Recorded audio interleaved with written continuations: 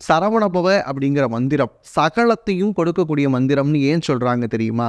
ச அப்படிங்கிற எழுத்து செல்வத்தை குறிக்கிறது. அதுக்கப்புறம் ர அப்படிங்கிற எழுத்து கல்வியை குறிக்கிறது. வ அப்படிங்கிற எழுத்து முக்தியை குறிக்கிறது. அதுக்கப்புறம் சரவண அப்படிங்கிற எழுத்து இருக்கு இல்லையா, இது பகை வெல்லுதலை குறிக்கிறது. அதுக்கப்புறம் ப அப்படிங்கிற எழுத்து காலத்தை வெல்லுதல் அப்படிங்கிற விஷயத்தை குறிக்கிறது. அதுக்கப்புறம் சரவண வ அப்படிங்கிற எழுத்து பார்த்தீங்க அப்படின்னா ஆரோக்கியத்தை குறிக்கிறது. அப்போ இந்த மந்திரத்தை சொன்னாலே நமக்கு என்னென்ன கிடைக்குது? செல்வம் கிடைச்சிருது, கல்வி கிடைச்சிருது, ஆயுள் ஆரோக்கியம் கிடைச்சிருது, காலத்தை வெல்லுதல். யாராலையும் வெல்ல முடியுமா சொல்லுங்க?